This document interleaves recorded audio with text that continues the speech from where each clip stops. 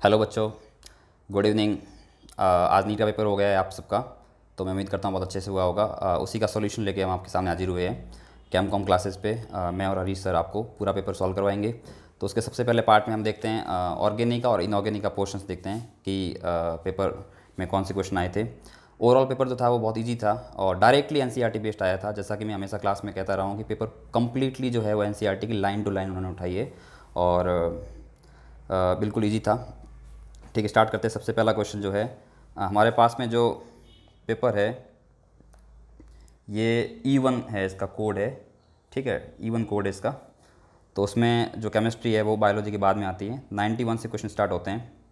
तो 91 वाला जो क्वेश्चन है वो कह रहा है कि identify a molecule which does not exist, कि कौन सा मॉलिक्यूल जो है वो एग्जिस्ट नहीं करता है, डज नॉट एग्जिस्ट।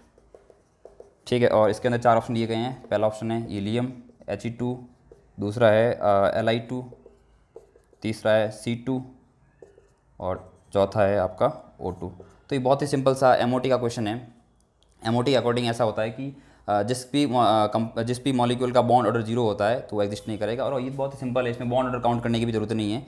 हीलियम ऐसा मॉलिक्यूल है जो एग्जिस्ट नहीं करता है, क्योंकि अगर आप हीलियम के लिए बॉन्ड ऑर्डर निकालोगे He2 के लिए, ठीक है, तो ये आएगा σ1s2 और σ*1s2। तो इसका जो बॉन्ड ऑर्डर आएगा तो वो जीरो आएगा। जब आप बॉन्डिंग में से एंटी बॉन्डिंग इलेक्ट्रॉन निकालोगे और उसको 2 से डिवाइड करोगे तो इसका आंसर जीरो आएगा। ठीक है, तो बॉन्ड ऑर्डर जीरो, इसका मतलब कि ये मॉलिक्यूल एग्जिस्ट नहीं करने वाला। बाकी सब मॉलिक्यूल एग्जिस्ट करते हैं, लिथियम, डाईलिथियम, डाईकार्बन और डाई ऑक्सीजन तो एग्जिस्ट करते ही हैं। ठीक है, तो पहले वाले का आंसर हो गया ए, He2। ठीक है, क्वेश्चन नंबर 2 लेते हैं। क्वेश्चन नंबर 2 कह रहा है 92, सॉरी, क्वेश्चन नंबर 92 जो है केमिस्ट्री का सेकंड क्वेश्चन है। उसके वो फिजिकल केमिस्ट्री का क्वेश्चन है, तो अभी आपको सर सॉल्व करवाएंगे इसके बाद में। फिर बात करते हैं 93 की। 93 वाला क्वेश्चन जो है उसमें पूछा गया है कि कौन सी स्टेटमेंट इनमें से करेक्ट है। 4 स्टेटमेंट दे रखी है और पूछा कौन सी स्टेटमेंट इसमें करेक्ट है। तो पहली स्टेटमेंट कहा गया है कि जो CO2 गैस है, CO2 गैस है उसको यूज़ करते हैं as a refrigerant for ice cream. Refrigerant इसको यूज़ करते हैं आइसक्रीम और फ्रोजन फूड को स्टोर करने में या उसको ठंडा करने में। तो ये पहला स्टेटमेंट है। दूसरा स्टेटमेंट इसका है कि C60 जो फुलरीन होता है उसके अंदर 12 जो है, 12 तो इसके अंदर है आपकी क्या बोला इन्होंने, 12 6 कार्बन रिंग है, 12 6 कार्बन रिंग है और एंड 20 जो है वो 5 कार्बन रिंग है। ये स्टेटमेंट है दूसरा इनका। तीसरा स्टेटमेंट इनका है कि ZSM5 जो है, ZSM5 जो है उसको यूज़ करते हैं अल्कोहल को गैसोलीन में कन्वर्ट करने के लिए, अल्कोहल को गैसोलीन में कन्वर्ट करने के लिए। और चौथा ऑप्शन है इनका, चौथा स्टेटमेंट है CO जो है एक कलरलेस और ऑर्डरलेस गैस है, CO कलरलेस एंड ऑर्डरलेस है। अब इसके बाद में इन्होंने फिर ऑप्शन बनाए हैं, ऑप्शन नंबर 1, 2, 3 और 4। तो आपके सामने अगर पेपर है तो आप देख पा रहे हैं ऑप्शन क्या क्या है। पहले में है ABC करेक्ट है, ठीक है, दूसरे में A एंड C और तीसरे में है B एंड C और चौथे में C एंड D। तो आप अगर ध्यान से पढ़ोगे तो CO2 जो गैस है उसको रेफ्रिजरेंट के तौर पे यूज़ करते हैं। यहाँ पर इन्होंने कुछ ट्रिक खेली है। एक्चुअल में CO2 गैस को यूज़ नहीं करते हैं, CO2 जो सॉलिड होता है जिसको आप ड्राई आइस बोलते हैं उसको फ्रीजिंग के लिए यूज़ करते हैं। तो यहाँ पर इन्होंने गैस लिखा है पीछे। ठीक है, तो ये स्टेटमेंट इनकरेक्ट हो गया। दूसरा C60 जो है उसके अंदर 12 6 कार्बन रिंग है और 25 कार्बन रिंग है, तो ये भी गलत है। एक्चुअल में क्या होता है इसके अंदर 20 जो है वो 6 कार्बन रिंग होती है और 12 जो है वो 5 कार्बन रिंग होती है। ठीक है, तो ये स्टेटमेंट भी गलत दे दिया इन्होंने, नंबर चेंज कर ली है। ठीक है, तीसरा ऑप्शन है ZSM5 जो होता है, ZSM5 क्या होता है, एक प्रकार का उसको बोलते हैं जियोलाइट होता है, एल्यूमिनियम सिलिकेट है और ये काम आता है अल्कोहल को पेट्रोल में, पेट्रोलियम में बदलने के लिए। गैसोलीन जो है वो पेट्रोल को बोलते हैं फॉरेन कंट्रीज़ में, तो यहाँ पर ये कैटलिस्ट की तरह काम करता है। ठीक है, तो ये स्टेटमेंट करेक्ट। और CO जो है वो तो जाहिर सी बात, इसमें कोई अनपेड इलेक्ट्रॉन है नहीं, तो ये एक कलरलेस ऑर्डरलेस गैस है, तो इसका C और D करेक्ट है, तो इसका आंसर हो जाएगा फोर्थ। ठीक है, नेक्स्ट क्वेश्चन लेते हैं इसके अंदर 93 के बाद में। ये भी जो क्वेश्चन था डायरेक्टली एनसीईआरटी में से था, जो S ब्लॉक एलिमेंट और P ब्लॉक एलिमेंट है, P ब्लॉक एलिमेंट वाले चैप्टर में से उठाया गया था क्वेश्चन था ये। ठीक है, इसके बाद में नेक्स्ट क्वेश्चन 94 फिर फिजिकल केमिस्ट्री का क्वेश्चन है। 95 है ऑर्गेनिक का। तो इन्होंने कहा है कि 95 क्वेश्चन की बात कर रहे हैं, इन्होंने टोलुइन दिया है, और टोलुइन की रिएक्शन Cl2 और HNO के साथ में करवाई है। X बनाए कुछ कंपाउंड और X की रिएक्शन वाटर के साथ में करवाया है 100 डिग्री सेल्सियस यानी कि 373 केल्विन के ऊपर, और इन्होंने बेंजल्डिहाइड बना दिया है। तो पहली बात तो इक्वेशन जो है ये जो एल्डिहाइड्स कीटोन वाला चैप्टर है एनसीईआरटी में से, उसमें से प्रिपरेशन ऑफ एल्डिहाइड कीटोन है, वहाँ से लिया गया है। इसमें पूछा X क्या है, तो बच्चों देखो ये CH3 है, टोलुइन है, और Cl2 के साथ में लुईस एसिड नहीं लिया इन्होंने यहाँ पर सनलाइट ली है। और आपको पता है सनलाइट की प्रेजेंस में जो है वो फ्री रेडिकल रिएक्शन होती है, फ्री रेडिकल सब्स्टिट्यूशन होता है। तो यहाँ पर जो CH3 नज़र आ रहा है आपको, इस CH3 की रिएक्शन Cl2 और HNO के साथ में होगी, तो यहाँ पे बन जाएगा ये इस प्रकार का बेंजल क्लोराइड, इस टाइप का कंपाउंड बन जाएगा। ठीक है, दो जगह पर Cl लग जाएंगे, यहाँ पर दोनों H हटा के 2 Cl लग जाएंगे। फिर उसका हाइड्रोलिसिस करते हैं तो क्या होता है बेसिकली, यहाँ पर 2 Cl लगे, वहाँ पर 2 OH आ जाते हैं, और एक कार्बन के ऊपर 2 OH स्टेबल होते नहीं है, तो यहाँ से एक H2 का मॉलिक्यूल निकल जाता है और ये बन जाता है। तो ये अनस्टेबल है, एक्चुअली डायरेक्टली इससे यही बन जाता है, ये बीच में थोड़ा सा एक स्टेज ऐसे भी आती है। तो हमें पूछा गया था X क्या है, तो X तो ये वाला कंपाउंड है, डाइक्लोरो डेरिवेटिव है, तो इसके अकॉर्डिंग इसका आंसर हो जाएगा C आंसर है। आप ऑप्शंस में देखोगे तो C वाला जो है वो ऐसा बनाया गया है, हालांकि इन्होंने ऑप्शन में इसको कुछ इस तरह से लिखा है। ठीक है, तो एक ही बात है। चलिए नेक्स्ट क्वेश्चन की तरफ बढ़ते हैं। अभी तक तो बहुत ही सिंपल है और डायरेक्टली एनसीईआरटी बेस्ड है। ठीक है, नेक्स्ट क्वेश्चन की बात करते हैं। नेक्स्ट क्वेश्चन इन्होंने लिया है 96। ठीक है, 96 क्वेश्चन इन्होंने पीरियड टेबल वाला जो चैप्टर है पीटी वाला, वहाँ से लिया है। इन्होंने कुछ कंपाउंड लिखे हैं, अनिल अनियम, फिर लिखा है अनिल ट्राइयम, और उसके बाद लिखा है अनिल हेक्सियम, और इसके बाद लिखा है अनियम। ठीक है, तो पहली बात तो ये जो है ये सिस्टम जो है तब चलता था जब जो हैवी एलिमेंट्स है, जो रिसेंटली डिस्कवर्ड एलिमेंट है, उनका नोमेनक्लेचर में जब डिस्प्यूट था तो ये सिस्टम चलाया गया था। तो ये क्या था कि अनिल बाई ट्राई इस प्रकार से 0 1 2 3 इनका नाम होता है। तो उसके अकॉर्डिंग वो आपने जाहिर सी बात पढ़ा होगा, तो उसके अकॉर्डिंग जो अनिल अनियम है वो है अनिल अनियम 101 वाला होगा, अनिल ट्राइयम है 103 वाला, अनिल हेक्सियम 106 वाला, और अनिल अनियम जो है 111 वाला। ठीक है, अब इसमें इनके आगे नाम दिए इन्होंने, मेंडेलिवियम दिया है, और इसका नाम दिया है लॉरेंशियम, और इसका नाम दिया आपको सीबोर्जियम, और इसका नाम दिया डर्मेस्टेडियम डीएम। पूछा इनमें से इनकरेक्टली कौन सा मैच है, तो 101 है, मेंडेलियम होता है, सही बात है। पीटी में जो लास्ट लाइन होती है F ब्लॉक वाली, उसमें आप देखोगे तो 101 जो है वो मेंडेलियम है। ये तो आपको मेमोरी बेस्ड क्वेश्चन है, इसमें कुछ लॉजिक है नहीं।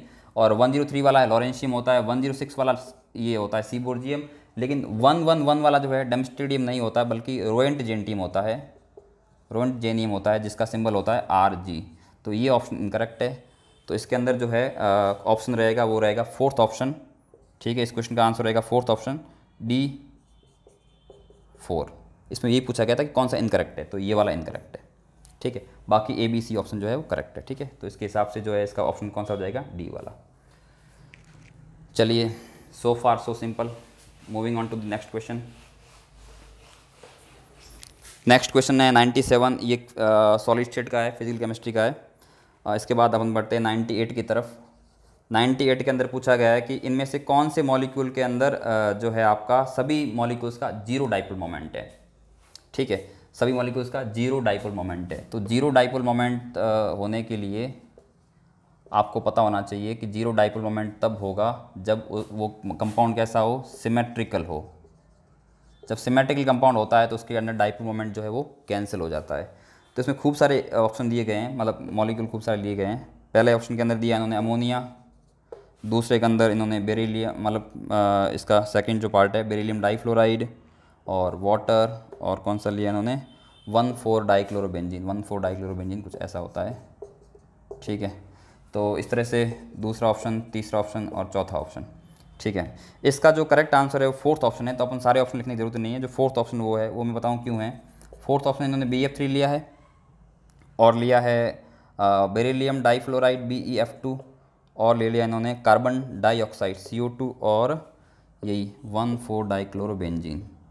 तो अगर आप चारों मॉलिक्यूल को ध्यान से देखते हो तो BF3 जो होता है वो इस तरह से ट्राइगोनल प्लानर होता है। तो ट्राइगोनल प्लानर होगा तो इसके अंदर जो है इन दोनों के बीच में 120 का एंगल होता है, तो ये जितना इधर वेक्टर लगाएंगे, जितना खींचेंगे इलेक्ट्रॉन को, उतना को उतना क्या कौन खींच लेगा, आपका ये वाला बॉन्ड भी खींचेगा।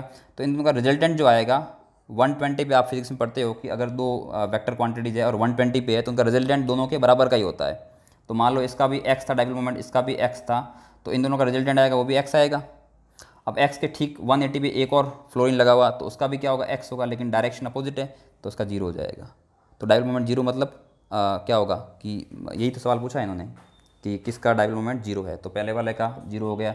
BF2 है, बिल्कुल भी सिंपल सा है, आपका लीनियर मॉलिक्यूल होता है, ये फ्लोरीन इधर इलेक्ट्रॉन खींचेगा, ये इधर खींचेगा, तो ओवरऑल इसका जो डाइपोल मोमेंट का वेक्टर आएगा वो कैंसिल आउट हो जाएगा। CO2 भी सिमिलर है, लीनियर मॉलिक्यूल है, ये इधर कैंसिल।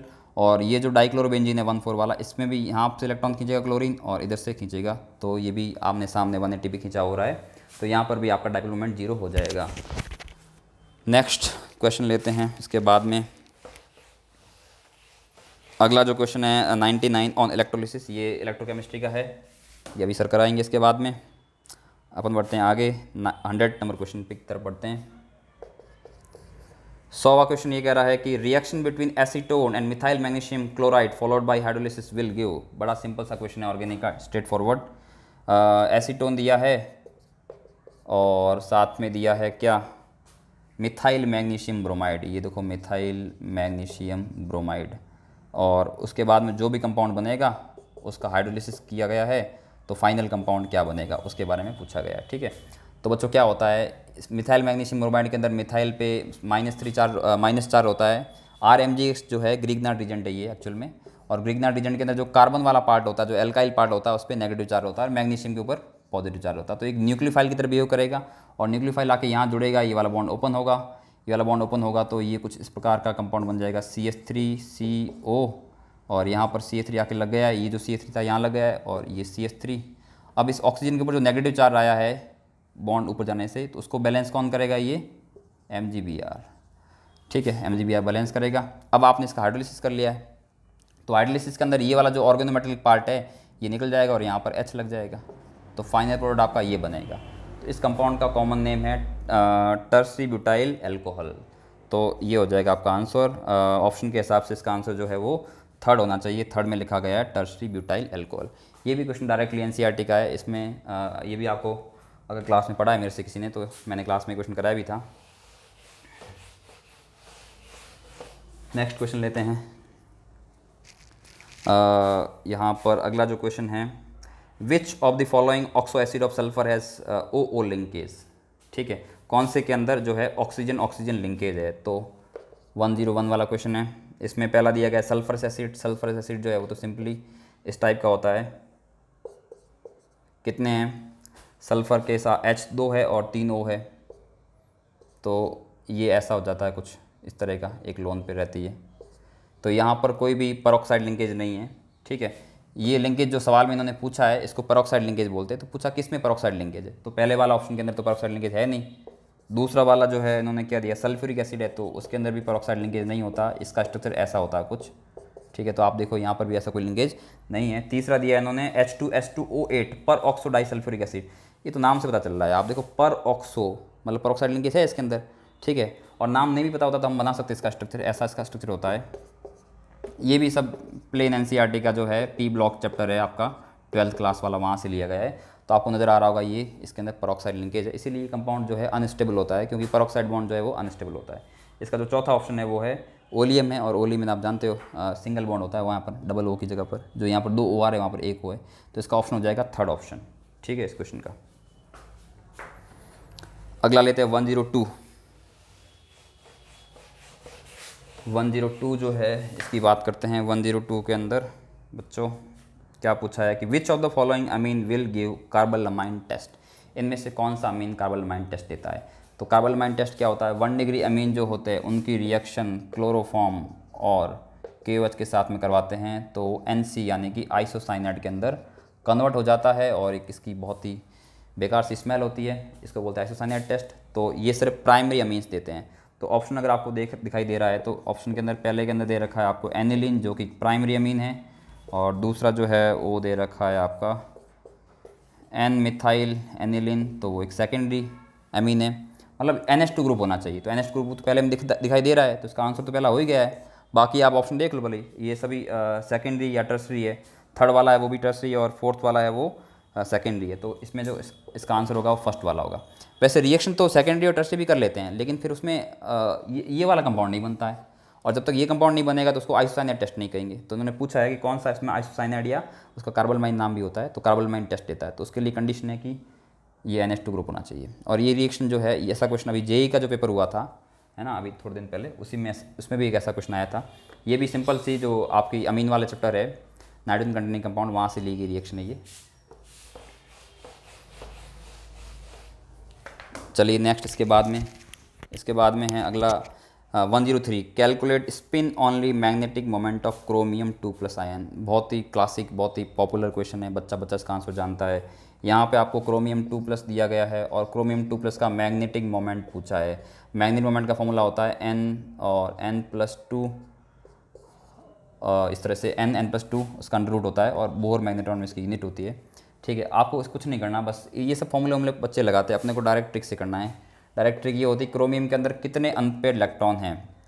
अनपेयर्ड इलेक्ट्रॉन क्रोमियम 2+ के देखोगे, क्रोमियम का कॉन्फ़िगरेशन होता है जो न्यूट्रल स्टेट में 4s1 और 3d5।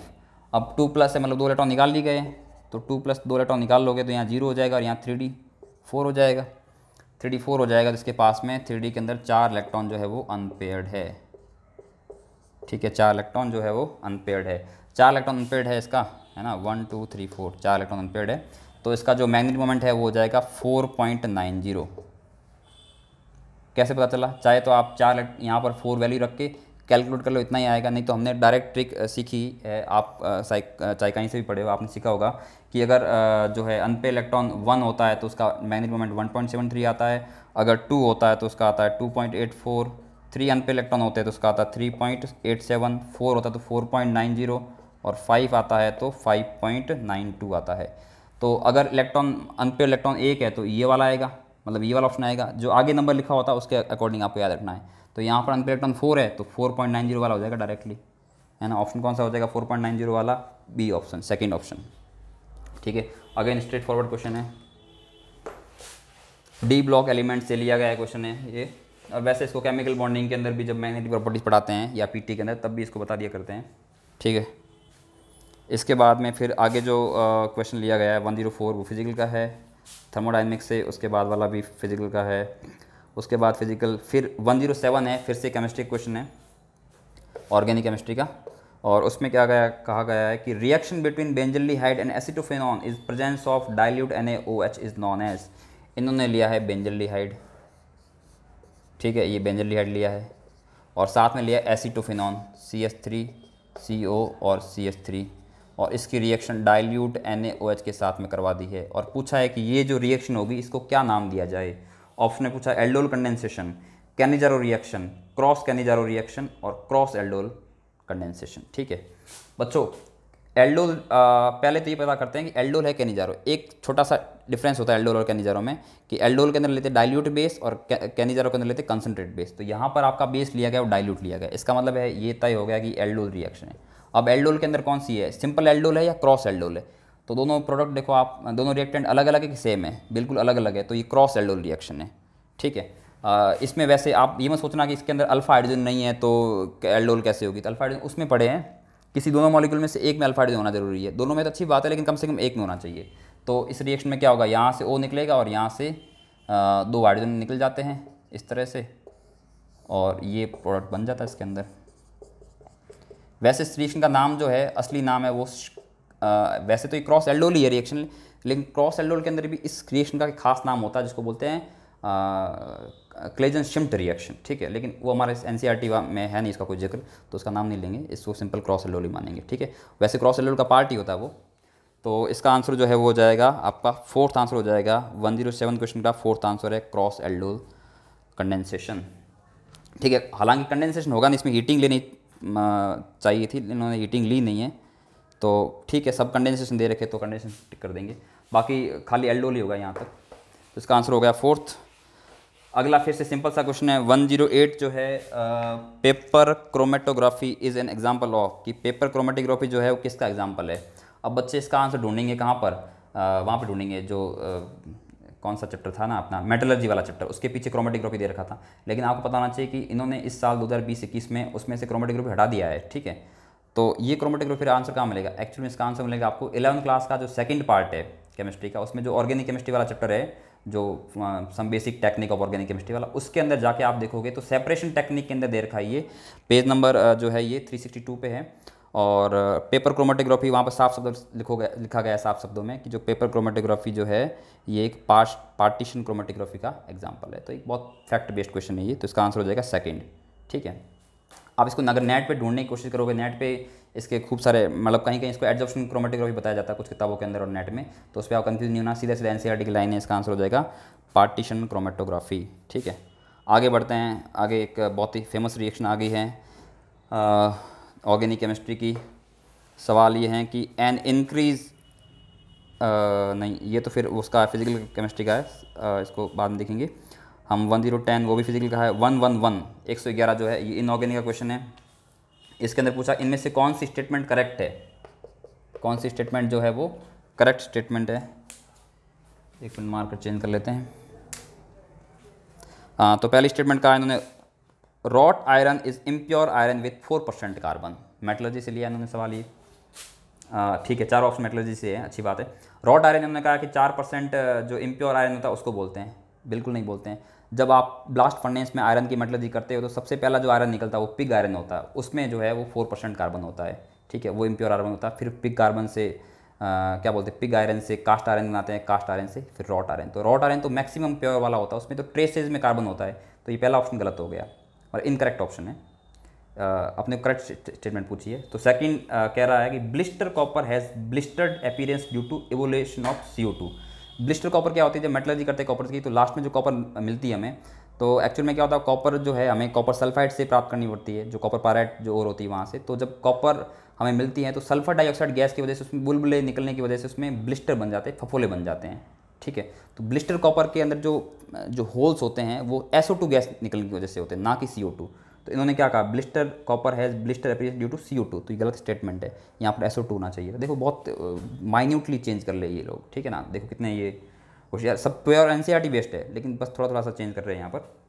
थर्ड ऑप्शन है vapour phase refining is carried out for निकल बाई वान आर्कल मेथड। वान आर्कल के लिए तो जिरकोनियम के लिए लगाते हैं, वान आर्कल मेथड और मॉन्ड प्रोसेस दोनों जो है वेपर फेज रिफाइनिंग का पार्ट है। लेकिन वेपर फेज जो है उसके अंदर जो है आपका वेपर फेज के अंदर 2 पार्ट होते हैं, एक तो होता है मॉन्ड और एक वान आर्कल। तो मॉन्ड करते हैं निकल के लिए और वान आर्कल होती है जिरकोनियम के लिए। लेकिन इन्होंने कहा कि vapour phase refining is carried out for निकल बाई वान आर्कल मेथड, ये वान आर्कल नहीं हुआ, यहाँ मॉन्ड होना चाहिए, तो ये भी स्टेटमेंट गलत हो गई है।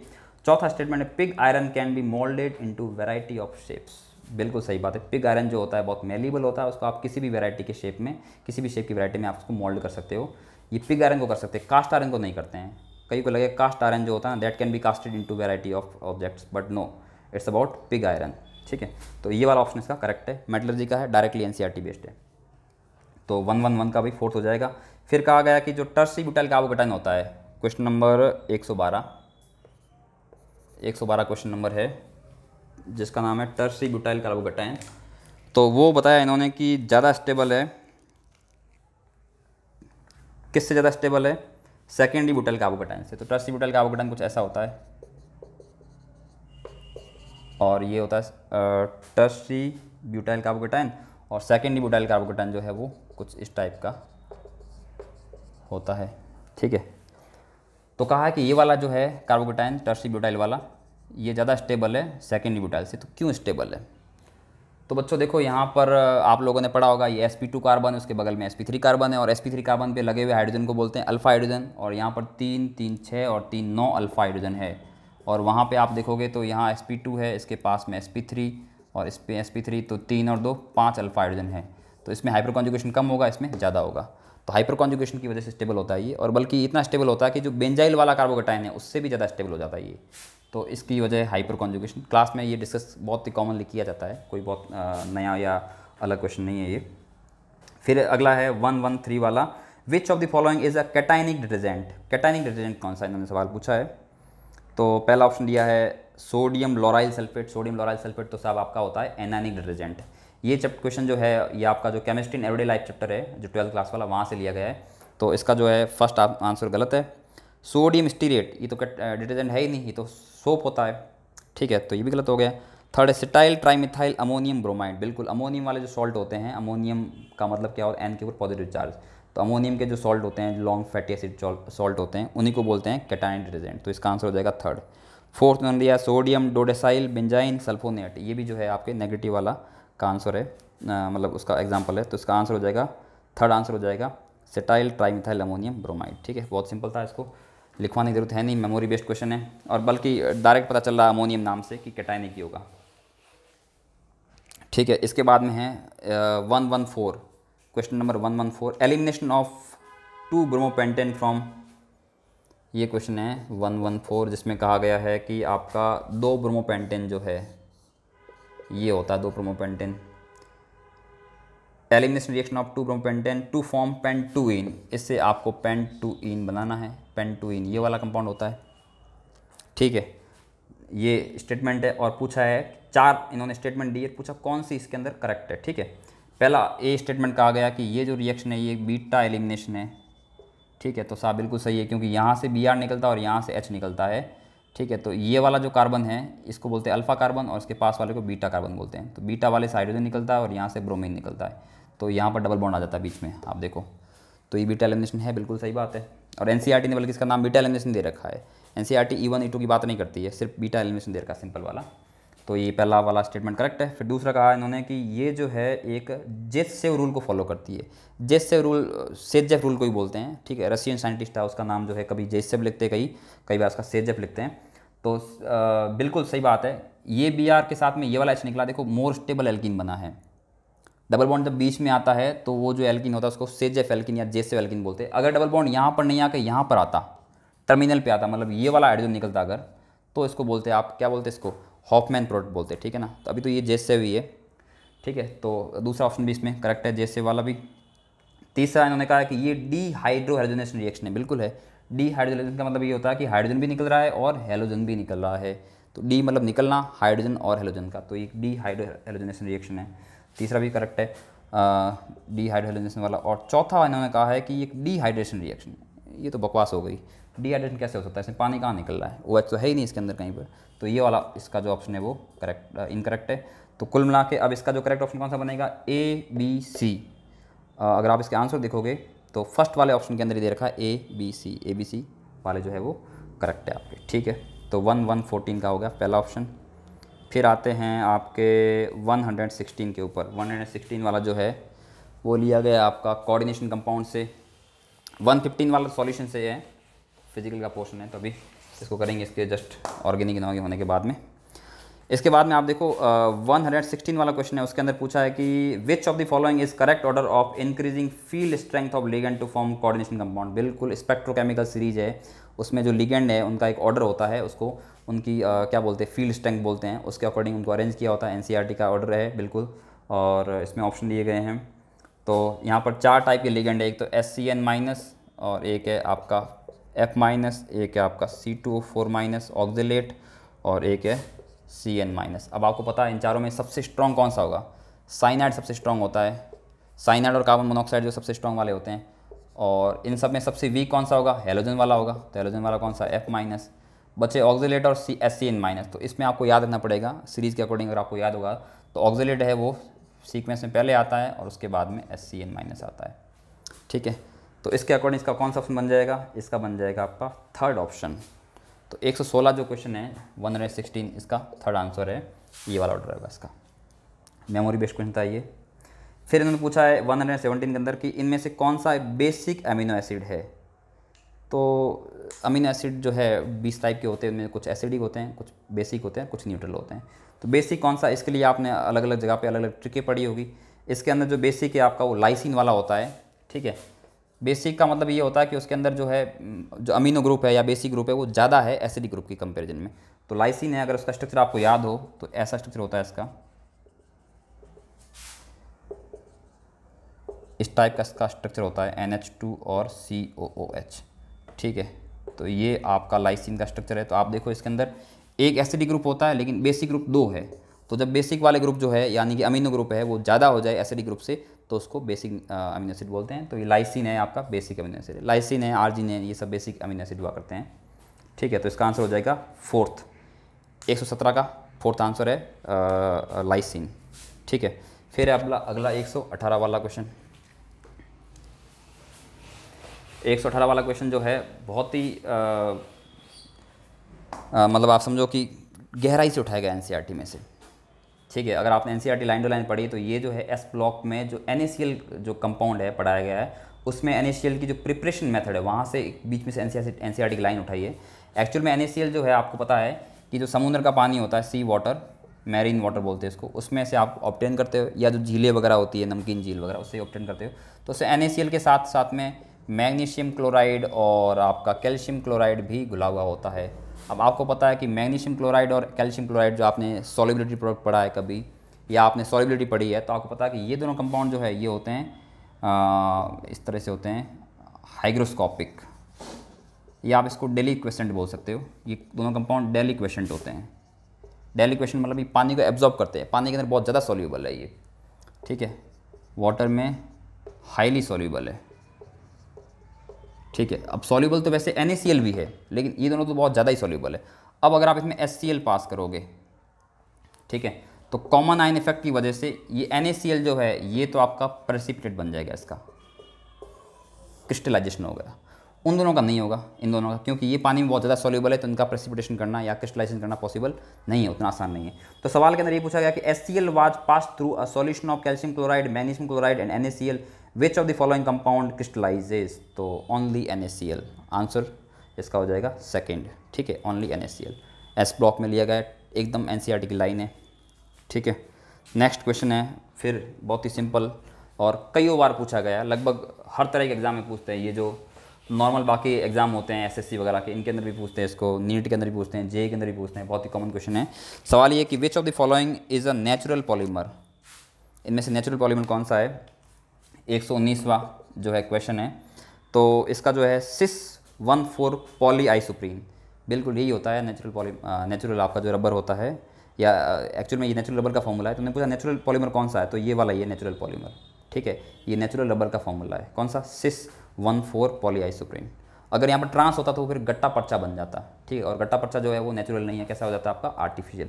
इसके जो नीचे वाले एग्जाम्पल दे रखे हैं, पॉलीब्यूटाडाइन, स्टाइरीन है। स्टाइरीन जो है आपको पता है पॉलीएस्टर का मतलब उसमें आता है एक प्रकार से, किसमें देखा जाए तो ये भी एक प्रकार का पॉली एल्काइलिन ही है, लेकिन ये नेचुरल नहीं है, ये इसको आर्टिफिशियली बनाया जाता है।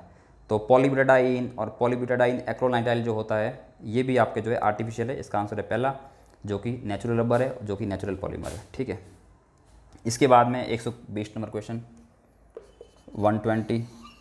ठीक है, एक सेकंड जल्दी जल्दी से इंक भर लेते हैं। 120वां क्वेश्चन। ठीक है, 120वां क्वेश्चन क्या कह रहा है, विच of the following is not correct about carbon monoxide. Carbon monoxide के बारे में कौन सा करेक्ट नहीं है। ठीक है, थियोरेटिकल क्वेश्चन है। पहला है ऑप्शन इसका, इट फॉर्म्स कार्बोक्सी हीमोग्लोबिन, कि ये जो है कार्बोक्सी हीमोग्लोबिन बनाता है। बिल्कुल सही बात है। आप क्या करते हो, रेस्पिरेशन करते हो, आप ब्रीदिंग करते हो, और अगर आप ब्रीद के अंदर O2 के साथ में अगर आपके पास में CO गैस भी आ गई, मतलब मोनोऑक्साइड भी आ गई, तो जब ये गैस जो आपके एल्वियोली में जाएगी, और एल्वियोली में जाने के बाद में यहाँ से ये डिस्पर्स करके मतलब डिफ्यूजन या ऑस्मोसिस करके जो RBC होती है, उस RBC के अंदर जो हीमोग्लोबिन होता है उसके साथ में ये CO कंबाइन करके, CO जो है कंबाइन करके बना लेती है carboxy haemoglobin complex. Carboxy haemoglobin complex. ऐसा क्यों होता है, ऐसा इसलिए होता है कि ये जो कार्बन मोनोऑक्साइड है बहुत स्ट्रॉन्ग लिगेंड है, और हीमोग्लोबिन के अंदर जो Fe2+ होता है आपका आयरन, उसके साथ में बहुत स्ट्रॉन्ग कोऑर्डिनेट बॉन्ड बना देती है। ठीक है, इसको बोलते हैं कार्बोक्सी हीमोग्लोबिन। तो पहला ऑप्शन करेक्ट है। It reduces oxygen carrying ability of blood, ये कह रहा है कि ब्लड में जो ऑक्सीजन को कैरी करने की एबिलिटी थी कम हो जाती है। बिल्कुल हो ही जाती है, क्योंकि जो हीमोग्लोबिन था आपकी रेड ब्लड सेल थी, उसमें तो CO आके जुड़ गया है, ऑक्सीजन तो जुड़ नहीं पाया है, तो सीधी सी बात है वहाँ ऑक्सीजन जो है उसकी डेफिशिएंसी हो जाएगी। तो यहाँ पर सवाल उठता है कि HB के साथ में ऑक्सीजन क्यों नहीं जुड़ रही है, क्योंकि ऑक्सीजन जो एक वीक लिगेंड है, तो यहाँ पर Fe2 के साथ में उतना स्ट्रॉन्ग इनका एफिनिटी होती नहीं है। ठीक है ना, CO की एफिनिटी ज़्यादा होती है, और CO का जो बॉन्ड बनता है ज़्यादा स्ट्रॉन्ग बनता है, तो इसलिए जो है ऑक्सीजन जो है रह जाती है पीछे। तो इसका सेकंड आंसर भी मतलब सेकंड ऑप्शन भी करेक्ट है। थर्ड है the carboxy haemoglobin is less stable then oxy haemoglobin. ये कह रहा कि जो ऑक्सीजन वाला होता है हीमोग्लोबिन, जो HB और O2 से जो HbO2 वाला बनता है, वो वाला ज़्यादा स्टेबल है और ये वाला जो है लेस स्टेबल है। बिल्कुल, ये तो गलत बात ही है। जब ये लेस स्टेबल होता तो ये बनता है क्यों फिर? ठीक है ना, ये मतलब लगभग 200-300 गुना ज़्यादा स्टेबल होता है ये जो आपका कार्बोक्सी हीमोग्लोबिन होता है ये ऑक्सी वाले की तुलना में। ठीक है, तो थर्ड ऑप्शन जो इसका इनकरेक्ट है, तो इसका आंसर हो जाएगा थर्ड वाला, क्योंकि सवाल में ये पूछा कि नॉट करेक्ट कौन सा है। फोर्थ भी देख लेते हैं एक बार। It is produced due to incomplete combustion. सही बात है, जो कोयला वेला होता है अगर आप उसको गर्म करते हो और ऑक्सीजन की लिमिटेड सप्लाई देते हो तभी तो ये बनता है CO गैस। तो बिल्कुल सही बात है, इनकम्प्लीट कम्बशन से मिलता है। तो इसका 120वें का जो है थर्ड आंसर हो जाएगा। Question number 121। क्वेश्चन नंबर 121 जिसके अंदर पूछा गया आपसे सुक्रोज ऑन हाइड्रोलिसिस गिव, कि सुक्रोज के हाइड्रोलिसिस से क्या मिलता है। सुक्रोज जो है एक डाइसैकेराइड है। ये जो टॉपिक है आपका, ये वाला जो क्वेश्चन है ये लिया गया बायोमोलिक्यूल से। ठीक है, 12th क्लास की केमिस्ट्री का सेकंड पार्ट से। तो सुक्रोज जो आप जानते हो वो जो है मोनोमर किसकी मतलब पॉलीमर होती है, क्या बोलते हैं इसको, डाइसैकेराइड होती है, ग्लूकोज की और फ्रक्टोज की। तो सवाल में ये पूछा है कि सुक्रोज का आप हाइड्रोलिसिस करोगे तो क्या बनेगा। तो सीधी सी बात है, ग्लूकोज और फ्रक्टोज बनेगा। कौन सा ग्लूकोज बनता है? अल्फा डी ग्लूकोज बनता है और बीटा डी फ्रक्टोज बनता है, बीटा डी फ्रक्टोज। तो ऐसा कौन सा ऑप्शन है, अल्फा डी ग्लूकोज और बीटा डी फ्रक्टोज? ऐसा है थर्ड ऑप्शन। ठीक है, जब सुक्रोज को पानी में डालते हैं थोड़ा एसिडिक मीडियम में रखना पड़ता है तो ये बन जाता है, और ये इस रिएक्शन को बोलते हैं inversion of cane sugar, inversion of cane sugar. इसका कारण ये होता है कि सुक्रोज का सॉल्यूशन होता है डेक्स्ट्रो रोटेटरी, लेकिन यहाँ पर जो बन रहा है आपका ओवरऑल सॉल्यूशन ये लिवर रोटेटरी हो जाता है। तो D से L मतलब कि इन्वर्जन ऑफ केन शुगर। इसके बाद में the following metal ion activates many enzyme participate in the oxidation of glucose to produce ATP and with Na is responsible for the transmission of signal. ये कह रहा है कि कोई XYZ आयन होता है जो बहुत सारे एंजाइम को एक्टिवेट भी करता है और ग्लूकोज के ऑक्सीडेशन में पार्टिसिपेट करता है, जो आपने ग्लाइकोलिसिस और क्रेब्स साइकिल पढ़ा उसमें, और वहाँ पे ATP बनाने में हेल्प करता है, एंड जो है आपका नर्व सिग्नल के ट्रांसमिशन के लिए रेस्पॉन्सिबल। बाकी कुछ आपको याद ना हो ये तो आपको पता है कि नर्व जो सिग्नल होते हैं उसके ट्रांसमिशन में कौन काम आता है, सोडियम और पोटेशियम। तो सोडियम तो उन्होंने ऑलरेडी बता दिया है, तो इसका आंसर कौन सा होगा, पोटेशियम होगा। ठीक है, ये भी S ब्लॉक का जो है, S ब्लॉक जो है वहाँ पर एल्कली मेटल में जो लास्ट टॉपिक है biological significance of alkali metals, वहाँ से एक लाइन उठाई गई डायरेक्टली। ठीक है, तो इसका आंसर हो जाएगा पोटेशियम, क्योंकि वही आपके नर्व सिग्नल में ट्रांसमिशन में हेल्प करता है। बाकी कैल्शियम वगैरह ये भी एंजाइम को तो ये भी एक्टिवेट कर लेते हैं, जो मायोसिन वाले जो साइकिल वगैरह होती है वहाँ पे ये भी काम आते हैं, लेकिन ये जो सारे काम बताए ये कैल्शियम नहीं कर पाता है, तो इसका आंसर हो जाएगा पोटेशियम। ठीक है, बिल्कुल एक मेमोरी बेस्ड क्वेश्चन है, और बायोलॉजी का ज़्यादा है, केमिस्ट्री का कम है। और ऐसा क्वेश्चन लास्ट ईयर भी एक आया था ऐसी टाइप का मिलता जुलता। तो आजकल देख लो आप, NT वालों ने कैसा पैटर्न बना दिया है, ये जो बिल्कुल भी जहाँ पर लोगों को ध्यान नहीं जाता वहाँ से क्वेश्चन आने लग गए हैं। अगला जो क्वेश्चन है 123, ये फिजिकल का है, 124 भी फिजिकल का है। नेक्स्ट 125 जो है what is the change in oxidation number of carbon in the following reaction. एक रिएक्शन दी है मीथेन की क्लोरीन के साथ में, और बना है CCl4 और क्या बना साथ में HCl, और पूछा है कि इसमें जो है ऑक्सीडेशन नंबर में चेंज क्या आएगा कार्बन के। यहाँ पर कार्बन का ऑक्सीडेशन नंबर क्या है और यहाँ पर क्या है, तो बहुत ही आसान है। CH4 अगर आप देखते हो तो CH4 में कार्बन की इलेक्ट्रोनेगेटिविटी जो है वो 2.5 होती है, हाइड्रोजन की होती है 2.1। तो ये बॉन्ड अगर टूटता है यहाँ से तो इसके इलेक्ट्रॉन कौन लेके जाएगा, कार्बन रखेगा, क्योंकि कार्बन की इलेक्ट्रॉन ज़्यादा है। तो -1, इधर से भी बॉन्ड टूटेगा तो -1, ये बॉन्ड टूटेगा तब भी -1, और ये वाला बॉन्ड भी -1, तो इसमें -4 है कार्बन यहाँ पर -4 में है। ठीक है, और आपके वहाँ पे CCl4 बन रहा है, तो अब जो है क्लोरीन ज़्यादा इलेक्ट्रोनेगेटिव है कार्बन से। आपको पता क्लोरीन जो है 3.5 होता है, कार्बन 2.5 है, सॉरी क्लोरीन जो है 3.0 होता है। तो जब बॉन्ड टूटेगा तो इसके इलेक्ट्रॉन कौन लेगा, क्लोरीन लेगा, तो -1, इधर भी -1, इधर भी -1, इधर भी -1, तो ये +1 +1 +1 और +1 मतलब +4 आ जाएगा। तो ये हो जाएगा आपका -4 से +4। तो इसका आंसर हो जाएगा 125 जो क्वेश्चन है, इसका आंसर हो जाएगा थर्ड आंसर -4 से +4। आप चाहो तो फॉर्मूले से भी निकाल सकते हो, इसको x मान के वैसे भी निकाल सकते हो। ठीक है, नेक्स्ट क्वेश्चन है, ये थोड़ा सा बड़ा सा क्वेश्चन लग रहा है। डी ब्लॉक एलिमेंट से लिया गया क्वेश्चन है। हालांकि इस जो है इसको भी क्लास में करवाया जाता अक्सर। इन्होंने कहा है कि आइडेंटिफाइड द इनकरेक्ट स्टेटमेंट, गलत स्टेटमेंट कौन सी बतानी है आपको। पहला ऑप्शन कहा कि chromium 2+ is stronger reducing agent than Fe2+। Chromium 2+ और Fe2+ में इन्होंने कहा कि क्रोमियम 2+ जो है वो स्ट्रॉन्गर रिड्यूसिंग एजेंट है। ठीक है, ये जो है स्ट्रॉन्गर रिड्यूसिंग एजेंट है। क्या ये बात सही है? बिल्कुल। क्रोमियम जो है इसका जो इलेक्ट्रोड पोटेंशियल होता है, मतलब क्रोमियम जो है इसकी क्रोमियम 3+ में जाने की जो टेंडेंसी होती है, उसका जो इलेक्ट्रोड पोटेंशियल होता है वो 0.41 वोल्ट होता है। जबकि Fe2 का Fe3 में जाने की टेंडेंसी जो है इसके लिए जो सेल पोटेंशियल होता है वो -0.77 होता है। तो आप मुझे बताओ कि आसानी से क्रोमियम 2+ से क्रोमियम 3+ में आएगा कि Fe2+ से Fe3+ में आएगा? ये तो बिल्कुल भी नहीं आएगा, क्योंकि ये तो आप देखो नेगेटिव इसके लिए। जब सेल पोटेंशियल या ईएमएफ जो होता है वो नेगेटिव होता है तो वो रिएक्शन फिजिबल नहीं होती है। तो ये रिएक्शन फिजिबल नहीं है। तो क्रोमियम 2+ ये आराम से क्रोमियम 3+ में आ सकता है। और क्रोमियम 2+ से जब 3+ में आएगा तो उसको 1 इलेक्ट्रॉन लूज़ करना पड़ेगा। जब 1 इलेक्ट्रॉन लूज़ करेगा तो क्रोमियम 2+ का होगा ऑक्सीडेशन, और जिसका ऑक्सीडेशन होता है वो होता है रिड्यूसिंग एजेंट। तो chromium 2+ is a good reducing agent, is a better reducing agent as compare to the Fe2+। ठीक है। और इनफैक्ट आपको पता होना चाहिए कि आपका जो टाइटेनियम 2+ है और क्रोमियम 2+ है और मैग्नीज 2+ है, ये तीनों तो होते हैं रिड्यूसिंग एजेंट। और फेरस सॉरी टाइटेनियम, वैनेडियम और क्रोमियम है ना, टाइटेनियम, वैनेडियम और क्रोमियम, ये तीनों होते हैं रिड्यूसिंग एजेंट। और आपका Mn2+ और Fe2+ और कोबाल्ट 2+, ये तीनों होते हैं ऑक्सीडाइजिंग एजेंट। ठीक है, तो यहाँ पर सीधी सी बात है, पहला ऑप्शन जो है वो करेक्ट हो गया है। दूसरा ऑप्शन है the transition metals and their compounds are known for their catalytic activity due to their ability to adopt multiple oxidation state and to form complexes.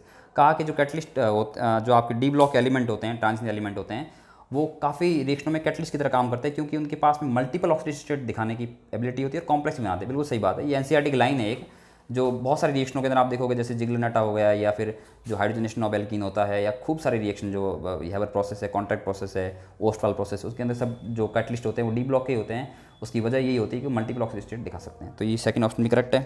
Third option कहा इन्होंने कि interstitial compounds are those that are formed when small atoms like hydrogen, carbon, hydrogen are trapped inside the crystal lattices of metal. बिल्कुल statement NCERT की ये, कि जो D block elements होते हैं या ट्रांजिशन एलिमेंट्स होते हैं, अगर उनके क्रिस्टल के अंदर छोटे छोटे एटम आ जाए, हाइड्रोजन, नाइट्रोजन, कार्बन, बोरॉन वगैरह, तो जो कंपाउंड बनेगा उसको बोलते हैं इंटरस्टिशियल कंपाउंड। तो ये थर्ड ऑप्शन भी करेक्ट है। फोर्थ इन्होंने कहा है कि oxidation state of chromium in CrO42- and Cr2O72- are not same. ये तो मजाक ही हो गया है। ये कह रहे हैं कि भाई क्रोमेट होता है CrO42- और Cr2O72- में क्रोमियम की ऑक्सीजन स्टेट सेम नहीं है। बिल्कुल सेम ही होती है, इसमें भी +6 होती है, इसमें भी +6 होती है। जग जाहिर है, सबको पता है ये।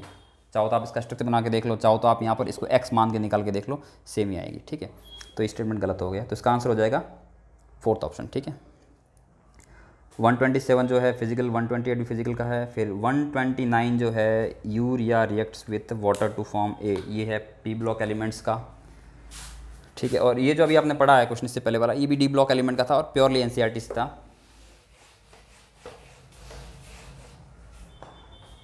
तो जो लोग बाहर से बड़ी बड़ी किताबें पढ़ते हैं वो सब जान गए होंगे कि एनसीईआरटी पढ़ना कितना महत्वपूर्ण है।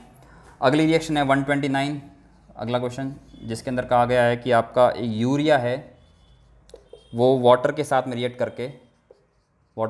करके ए बना रहा है, और एक जो है वो डिकम्पोज होके बी बनाता है। ठीक है, और बी को जब Cu2+ में से पास करते हैं तो सी बनता है, और सी जो है वो डीप ब्लू कलर का सॉल्यूशन है, डीप ब्लू कलर का सॉल्यूशन है। अब जिन लोगों ने एनसीईआरटी लाइन टू लाइन पढ़ी उनको सीधा सीधा टिक लगा लेंगे। ठीक है, एनसीईआरटी पी ब्लॉक वाला जो 15 ग्रुप है वहाँ से उठाया गया है। यूरिया और वाटर की रिएक्शन से बनता है कंपाउंड अमोनियम कार्बोनेट NH2CO2, लेकिन ये कंपाउंड अनस्टेबल होता है, तो ये कंपाउंड जो है ऐसे एग्जिस्ट नहीं करता, बल्कि ये CO2 और H2 के रूप में एग्जिस्ट करता है। तो ये यहाँ ए जो होगा वो हो जाएगा आपका जो CO2 नहीं, NH3 और CO2 के रूप में एग्जिस्ट करता है, साथ में वाटर भी बन जाता है। तो यहाँ पर जो है ये NH3 और CO2 होगा। ठीक है, तो पहला कंपाउंड तो आपका ये हो गया NH4 2 और CO2। जब यूरिया और वाटर रिएक्ट करेंगे तो आपका ये कंपाउंड बनता है, इसको बोलते हैं अमोनियम कार्बोनेट। ये अनस्टेबल है, ये टूटेगा तो दो कंपाउंड बनेंगे, एक तो होगा आपका अमोनिया और एक होगा CO2। लेकिन जो कार्बन CO2 प्लस होती है वो इस CO2 के साथ में रिएक्ट नहीं करती है, वो बल्कि अमोनिया के साथ में रिएक्ट करती है, और अमोनिया के साथ में रिएक्ट करके बना लेती है कॉम्प्लेक्स CuNH3 2+, ऐसा कॉम्प्लेक्स बनाती है जिसका डीप ब्लू कलर होता है। ठीक है, ये इसका हाइब्रिडेशन sp2d होता है, DsP2 नहीं होता, ध्यान रहे, sp2d होता है, स्क्वायर प्लानर होता है ये, और ये डीप ब्लू कलर का होता है। तो इसका आंसर जो है वो हो जाएगा सेकंड आंसर, 129 का सेकंड आंसर हो जाएगा CuNH3 और 2+। ठीक है, सिंपल था ये भी क्वेश्चन, पी ब्लॉक का था। अगला है 123। 123 के अंदर क्या पूछा गया इन्होंने पूछा है कि match the following and identify the correct option. ये तो सॉल्व करवाने की ज़रूरत नहीं है, डायरेक्ट हो जाएगा। इन्होंने कहा कि CO+H2, CO+H2 जो है क्या होती है, सिंथेसिस गैस होती है, जिसको वाटर गैस भी बोलते हैं। सिंथेसिस गैस इसलिए बोलते हैं क्योंकि बहुत सारे कंपाउंड को सिंथेसाइज करने में काम आती है। जैसे CO+H2 जो है वो मेथनॉल बना सकते हैं, फॉर्मल्डिहाइड बना सकते हैं, इसलिए इसको सिंथेसिस गैस बोलते हैं। तो ए का जो है वो हो जाएगा third. Temporary hardness of water जो है वो मैग्नीशियम बाइकार्बोनेट और कैल्शियम बाइकार्बोनेट की वजह से होती है, तो जो बी है उसका फर्स्ट हो जाएगा। बोरॉन B2H6 जो है वो एक इलेक्ट्रॉन डेफिशिएंट हाइड्राइड होता है, क्योंकि बोरॉन का इसमें जो ऑक्टेट है वो कंप्लीट नहीं होता है। और डी जो है H2O2 एक नॉन प्लानर स्ट्रक्चर है, बिल्कुल ही ओपन बुक इसका स्ट्रक्चर होता है, तो ओपन बुक जो स्ट्रक्चर है उसको नॉन प्लानर स्ट्रक्चर बोलते हैं। तो इसका जो आंसर हो जाएगा फर्स्ट आंसर, जिस तरह से मैच करोगे तो इसका फर्स्ट आंसर आएगा। इसी तरह से 131 जो है वो भी आपका बिल्कुल सिंपल है, पी ब्लॉक में जो ऑक्साइड वाला टॉपिक वहाँ से उठाया गया है। 4 इन्होंने ऑक्साइड दिया, पूछा इनका नेचर कैसा है। तो CO जो है, बिल्कुल CO जो है वो कैसी होती है, न्यूट्रल होती है। CO है, N2O है, NO है, ये सब न्यूट्रल ऑक्साइड होते हैं। और बेरियम ऑक्साइड जो है, बेरियम मेटल है, मेटल का ऑक्साइड है, तो इसका बेसिक हो जाएगा। और Al2O3 है वो एम्फोटेरिक है, और Cl2O3 जो है एसिडिक। तो अगर इसको आप सेट करोगे तो इसका आंसर सेकंड वाला बनेगा। ठीक है, अगला जो क्वेश्चन है वो फिर से फिजिकल केमिस्ट्री का है, और उसके बाद में नेक्स्ट क्वेश्चन जो है an alkene on ozonolysis gives methanol as one of the product, it's structure is. ठीक है, ये थोड़ा सा ठीक सा क्वेश्चन लगा मुझे। 133 इन्होंने कहा कि कोई एल्कीन है, उसका ओजोनोलिसिस करोगे तो उसमें एक प्रोडक्ट जो है वो मिथेनॉल है, तो बताओ इनमें से कौन सा एल्किल है। तो आपको पता है जो ओजोनोलिसिस रिएक्शन होती है उसमें एल्कीन की रिएक्शन O3 के साथ में करवाते हैं, फिर सेकंड स्टेप में जिंक के साथ में इसको ट्रीट करते हैं, जिंक और पानी के साथ में। तो यहाँ से डबल बॉन्ड टूटता है, एक ऑक्सीजन यहाँ लग जाती है और एक ऑक्सीजन यहाँ लग जाती है। ठीक है, ऐसा कंपाउंड बनता है कुछ। अब इन्होंने ये कह दिया कि इनमें से जो भी एल्कीन लिया उसमें से एक प्रोडक्ट जो है वो मिथेनॉल होगा, फॉर्मल्डिहाइड होगा। तो फॉर्मल्डिहाइड तो उसमें तो दोनों जगह H होते हैं, तो एक प्रोडक्ट तो कम से कम ऐसा होगा। तो ऐसा तभी होगा जब आपका जो एल्कीन में है, एक एल्कीन के टर्मिनल पे 2 H लगे हो, तभी तो फॉर्मल्डिहाइड बनेगा। तो यहाँ पर आपको जो भी ऑप्शन दे रखे हैं उसमें से जो थर्ड ऑप्शन है उसमें डबल बॉन्ड जो है वो टर्मिनल पे है, CH2 CH और CH2। तभी इसका ओजोनोलिसिस करोगे तो यहाँ से बॉन्ड ब्रेक हो जाएगा, इस पार्ट का बन जाएगा आपका फॉर्मल्डिहाइड CH2O, और ये जो आपका वो बन जाएगा इस तरह का 2 फिनाइल इथेनॉल CH2 और CHO। बाकी सभी ऑप्शन के अंदर डबल बॉन्ड बीच में आया हुआ, तो बीच में आएगा तो फिर नहीं बनेगा। फॉर्मल्डिहाइड बनने के लिए, मिथेनॉल बनने के लिए जरूरी है कि डबल बॉन्ड जो है लास्ट में हो। तो ऐसा ऑप्शन कौन सा है, थर्ड वाला। ठीक है, अगला क्वेश्चन है 134, which of the following alkene can not be made in good yield by Wurtz reaction. की वुड्स रिएक्शन से कौन सा एल्केन है अच्छी मात्रा में नहीं बनाया जा सकता है। तो वुड्स रिएक्शन से बनते हैं सिमेट्रिकल एल्केन, जिसमें एक चेन के अंदर हो, इवन नंबर में कार्बन हो, वही एल्केन बनाए जा सकते हैं। ऑड नंबर वाले जिसकी अच्छी आपको यील्ड नहीं मिलती है, मिक्सर बन जाता है उसके अंदर। तो एन हेक्सेन 6 कार्बन है, 6 इवन नंबर है, बिल्कुल बन जाएगा। 2 डाईमिथाइल ब्यूटेन, ब्यूटेन मतलब कि 4 कार्बन हैं, ये भी 4 जो है वो भी इवन नंबर है, सिमेट्रिकल है, बन जाएगा। एन हेप्टेन, हेप्टेन में 7 कार्बन होते हैं, और 7 कार्बन वाला जो है सिमेट्रिकल नहीं होता है, अनसिमेट्रिकल होता है। तो अनसिमेट्रिक एल्केन को वुड्स रिएक्शन से नहीं बना सकते हैं, उसके लिए अपने को कोरे हाउस रिएक्शन करवानी पड़ती है। तो इसका आंसर हो जाएगा थर्ड। फोर्थ है एन ब्यूटेन, ब्यूटेन तो फिर सिमेट्रिकल है, हो जाएगा, तो इसका आंसर हो जाएगा थर्ड। ठीक है, अगला है इसका लास्ट क्वेश्चन है हमारा 135, anisole on cleavage with HI gives. ये जो ईथर की जो एक एसिडिक मीडियम में जो क्लीवेज रिएक्शन है, हर साल नीट में, जेई में, हर जगह आती रहती है। जब पहले एम्स हुआ करता था उसमें भी आती रहती थी। ये क्वेश्चन तो क्लास में करवाया जाता है, बहुत ही कॉमन क्वेश्चन है। एनीसोल लेते हैं, एनीसोल होता है आपका CH3, बेंजीन के ऊपर OCH3 लगा होता है, और इसकी रिएक्शन HI के साथ में करवाते हैं, तो बोला क्या बनेगा। तो आपको पता है कि ये HI जो होता है इसमें या तो ये वाला बॉन्ड ब्रेक करेगा या ये वाला बॉन्ड ब्रेक करेगा। लेकिन आपको पता है कि कार्बन और ऑक्सीजन बॉन्ड में यहाँ पर लोन पेयर की वजह से, रेजोनेंस की वजह से पार्शियल डबल बॉन्ड कैरेक्टर है, तो ये बॉन्ड तो टूटेगा नहीं, तो बॉन्ड तो अपने को यही तोड़ना पड़ेगा। ये बॉन्ड टूटेगा तो यहाँ पे नेगेटिव बनेगा, यहाँ पर पॉजिटिव, और HI जो है उसमें भी H पॉजिटिव और I नेगेटिव। ठीक है, तो आप जोड़ दो, ये तो हो गया आपका फिनॉल नेगेटिव पॉजिटिव, और ये हो गया मिथाइल आयोडाइड। ठीक है, एक्चुअल में SN2 रिएक्शन होती है, सबसे पहले लोन पेयर इस पर अटैक करती है, वो सब मैकेनिज्म पे नहीं जाना, अपन डायरेक्ट क्वेश्चन कर रहे हैं इसको।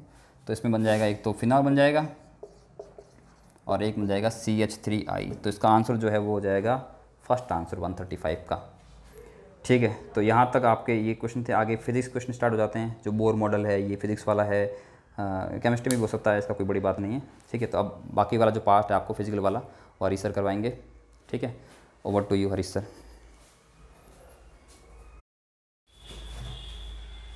हेलो दोस्तों, कैसे हैं आप। सर ने आज बाकी का पोर्शन मैं कराऊंगा, ऑर्गेनिक और इनऑर्गेनिक करा दिया है। फिजिकल का पोर्शन अभी शुरू करते हैं समय न गवाते हुए।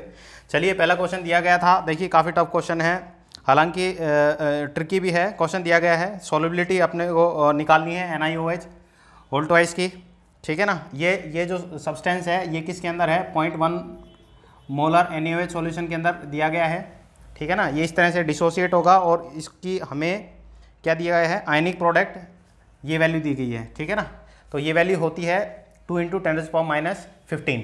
ठीक है, अब देखिए क्या पूछा है हमने, सॉल्युबिलिटी पूछी है। अब इसको सॉल्यूशन में डालेंगे तो ये क्या होगा, डिसोसिएट होगा, और ये क्या बनाएगा, ये क्या बनाएगा भाई, Ni2+ 2OH-। ठीक है ना, डिसोसिएट होगा, इस तरह से इसकी सॉल्युबिलिटी बनेगी। अब देखिए हम रिलेशन लिखेंगे, सॉल्युबिलिटी का क्या रिलेशन बनेगा, यहाँ से लिखेंगे भाई Ni2+ और OH2- का स्क्वायर। ठीक है ना, ये हो गया हमारे पास में सॉल्युबिलिटी। देखिए अब ये OH- है, एक तो हमारे पास में निकिल हाइड्रोक्साइड के डिसोसिएशन से आ रहा है, और दूसरा क्या किसकी वजह से आ रहा है, NiOH, क्योंकि ये जो पूरा सिस्टम है NiOH के अंदर है। हमें पता है ये क्या है, स्ट्रॉन्ग बेस है, तो ये कंप्लीटली डिसोसिएट होगा, तो इसके कारण यहाँ पे हमारे पास में ये कंप्लीटली डिसोसिएट होगा Na+ और OH- में। ठीक है ना, तो यहाँ से 0.1 इसका भी आएगा और 0.1 इसका आएगा, तो यहाँ पे 0.1 यहाँ पे ऐड कर देंगे। अब देखिए यहाँ पे KSP की वैल्यू लिख लीजिए जल्दी से, 2 × 10⁻⁻15 ये वैल्यू आ गई S, और इसके मल्टीप्लिकेशन में हमारे पास में 2S + 0.1 का होल स्क्वायर। अब देखिए KSP जो हमारे पास में आयनिक प्रोडक्ट है, या KSP बोलो क्योंकि इनकी वैल्यू सेम ही है अभी के लिए, और ये वैल्यू अगर इसके बराबर, ये वैल्यू देखिए KSP की वैल्यू बहुत ही कम है, 10⁻⁻15। इसका मतलब जो S की वैल्यू है, सॉल्युबिलिटी की वैल्यू है, वो बहुत कम ही आएगी, यही हम मेजर करते हैं इसी बेसिस पे। तो ये वैल्यू 0.1 से बहुत ही कम होगी, तो 0.1 के कंपेरिजन में इसको हम क्या कर लेंगे, नेग्लेक्ट कर लेंगे। तो यहाँ पे वैल्यू आएगी आपके पास में 2 × 10⁻⁻15 = S सॉल्युबिलिटी, कंसंट्रेशन ये है 0.1 का स्क्वायर। ठीक है, तो S की वैल्यू देखिए क्या आएगी, S की वैल्यू आ जाएगी आपके पास में 2 × 10⁻⁻15 डिवाइडेड बाई 0.1 का स्क्वायर। इसका मतलब 0.1 × 0.1, ये डेसिमल ऊपर जाएगा, तो ये हमारे पास में हो जाएगा 10⁻2 इंटू, ये वैल्यू कैलकुलेट करेंगे 2 से, ये कट जाएगी -13। इसका मतलब ये वैल्यू आएगी आपके पास में सॉल्युबिलिटी 2 × 10⁻⁻13, फर्स्ट आंसर। ठीक है ना, ई वाले कोड के लिए आंसर आएगा फर्स्ट। अब आगे बात करते हैं हम नेक्स्ट क्वेश्चन दिया गया है हाइड्रोलिसिस, और ये थर्मोडायनेमिक्स से क्वेश्चन है, थर्मोडायनेमिक्स से। -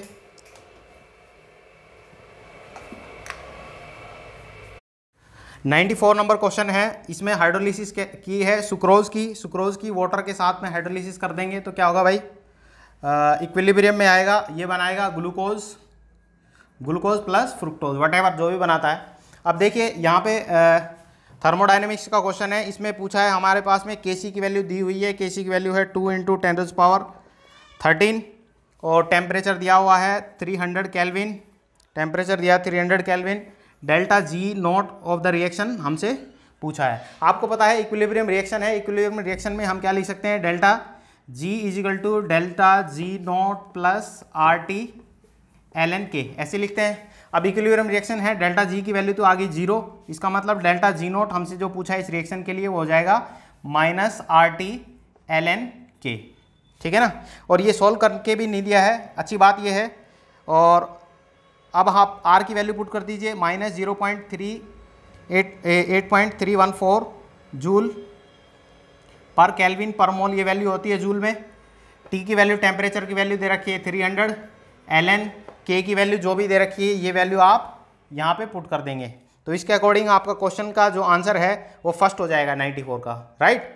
इसी तरह से आगे बढ़ते हैं हम 97 क्वेश्चन है, उसमें ये है आपका सॉलिड स्टेट का क्वेश्चन। और क्वेश्चन क्या कहता है एक बार देखिए, बिल्कुल लड्डू सवाल है। बीसीसी आपके पास में यूनिट सेल है, उसके लिए एज लेंथ एज लेंथ आपको पता है, ए से इग्नोर करते हैं, ये वैल्यू है 288 पिकोमीटर, राइट। ये वैल्यू कितनी है 288 पिकोमीटर। और हमसे पूछा है एटॉमिक रेडियस।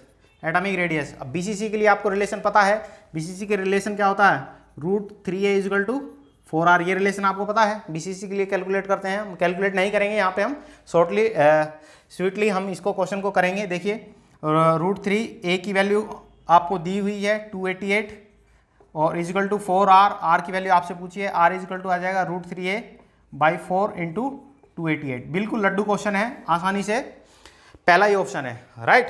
पहला ही ऑप्शन है, बिल्कुल लड्डू सवाल है। आगे बढ़ते हैं, अगला क्वेश्चन देखिए इलेक्ट्रो से है। क्वेश्चन नंबर है आपके पास में 99, ठीक है ना, 99 क्वेश्चन है। और इलेक्ट्रो से है, डाइल्यूट सल्फ्यूरिक एसिड है, H2SO4 डाइल्यूट सल्फ्यूरिक एसिड है, ठीक है ना। और प्लेटिनम इसमें इलेक्ट्रोड लिया हुआ है, और आपको पूछा है इसका इलेक्ट्रोलाइसिस करेंगे तो एनोड पे क्या प्रोड्यूस होगा। देखिए अब सॉल्यूशन के अंदर आप देखेंगे एक्वा सॉल्यूशन है तो इसके अंदर पानी भी होगा। पानी क्या है, डिसोसिएटेड फॉर्म में भी होता है, ठीक है जी। और साथ में H2SO4 का सॉल्यूशन तो है ही।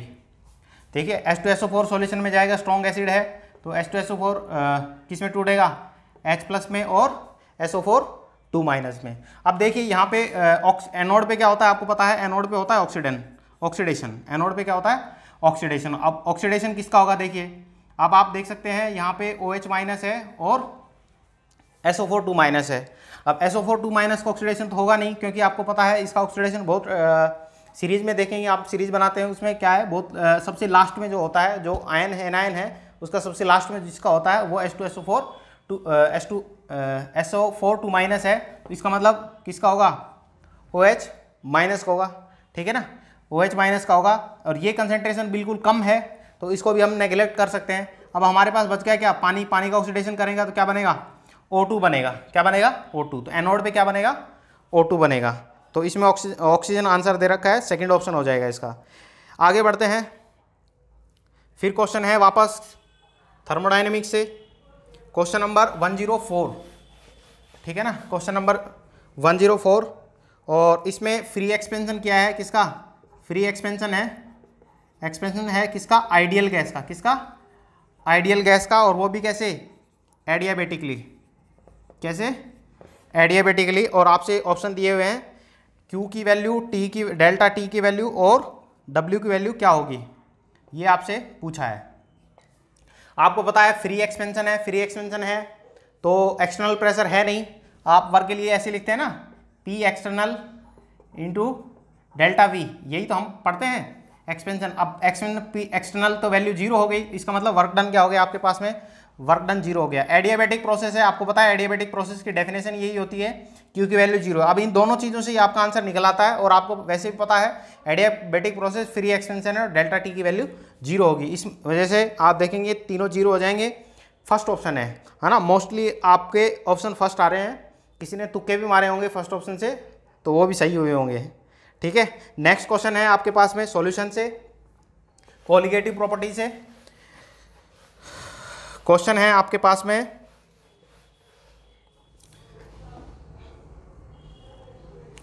105 क्वेश्चन नंबर है। क्वेश्चन क्या है, freezing point KF depression constant है, फ्रीजिंग डिप्रेशन कांस्टेंट की वैल्यू दे रखी है 5.12 केल्विन kg मोल इनवर्स, ठीक है जी। और डिप्रेशन मोलैलिटी की वैल्यू जो आपको दी हुई है, मोलैलिटी की वैल्यू है 0.078, मोलैलिटी की वैल्यू दी हुई है आपको। और क्या पूछा है आपसे, डिप्रेशन का चेंज फ्रीजिंग पॉइंट में कितना हुआ, टेम्परेचर का चेंज कितना हुआ। तो आपको पता है सिंपल सा फॉर्मूला, लड्डू सा सवाल है, delta T F is equal to K F into molality. देखिए मोलैलिटी दी हुई है, के एफ की वैल्यू भी दी हुई है। के एफ की वैल्यू आप लिखेंगे 5.12 और 0.078। अब देखिए मैं यूनिट नहीं लिख रहा हूँ क्योंकि आपको पता ही है यूनिट में ये कैंसिल हो जाएंगी वो सब चीज़ें, है ना। ये केजी पर मोल है, ठीक है ना। तो यहाँ पे ये सॉरी के ये इसकी यूनिट है मोल, मोल केजी इनवर्स। तो ये केजी इनवर्स है तो ये कट जाएगा, मोल से मोल कट जाएगा, तो केल्विन में ही आएगी। ये वैल्यू मल्टीप्लाई करेंगे तो ये 0.399 के अप्रोक्स में आएगी। और क्वेश्चन में ये कहा है कि आपको राउंडिंग ऑफ करना है तो ये वैल्यू आ जाएगी 0.4 के आसपास। ऑप्शन आ जाएगा आपका थर्ड। भाई 105 का ऑप्शन नंबर क्या है, थर्ड है, 0.4 केल्विन, है ना। फ्रीजिंग पॉइंट के में चेंज आएगा ये। इसके बाद नेक्स्ट क्वेश्चन है 106 है, फिजिकल का क्वेश्चन है आपके पास में, वापस इलेक्ट्रो से है। क्वेश्चन क्या कहता है, फेराडे की यूनिट पूछी है आपसे। फेराडे कितने फेराडे यूज में आएंगे जब आपने 20 ग्राम CaCl2 है मोल्टन है, उसका इलेक्ट्रोलाइसिस किया। ये है CaCl2 है, इसका इलेक्ट्रोलाइसिस किया आपने और इससे बनाया क्या, कैल्शियम बनाया है, ठीक है ना। और ये बना है कितना, 20 ग्राम। वापस सुन लीजिए क्वेश्चन क्या है, CaCl2 मोल्टन है, इसको इलेक्ट्रोलाइसिस किया, हमारे पास बना है Ca कैल्शियम और इसका 20 ग्राम बना है। तो कितना फेराडे करंट अपने पास में, कितने फेराडे की मोल सप्लाई किए हुए हैं। देखिए अब इसमें क्या है, आपके पास में Ca बना है और यहाँ पे क्वेश्चन क्या है, Ca2+ है इसमें कैल्शियम। इसका मतलब बेसिकली Ca2+ से कैल्शियम 2+ से 2 इलेक्ट्रॉन लेने के बाद में ये कन्वर्ट हुआ है कैल्शियम में, ठीक है ना। अब आपको पता है कि इसका 1 मोल और यहाँ पे कितने मोल हुए हैं, इसके 2 मोल यूज हुए हैं। और 1 मोल कैल्शियम है उसका वेट होता है 40 ग्राम। कितना होता है, 40 ग्राम। मोलर वेट आपको पता है, मोलर मास ये है 40 ग्राम। तो 1 के लिए हुआ है 2 मोल का यूज, ठीक है। इसका मतलब 40 ग्राम के लिए 2 मोल इलेक्ट्रॉन की जरूरत पड़ी है। इसका मतलब बना कितना है, 20 ग्राम। तो इसका मतलब ये अगर मैं 20 ग्राम लूँ तो यहाँ पे कितने यूज आए होंगे, 1 मोल इलेक्ट्रॉन काम में आए होंगे।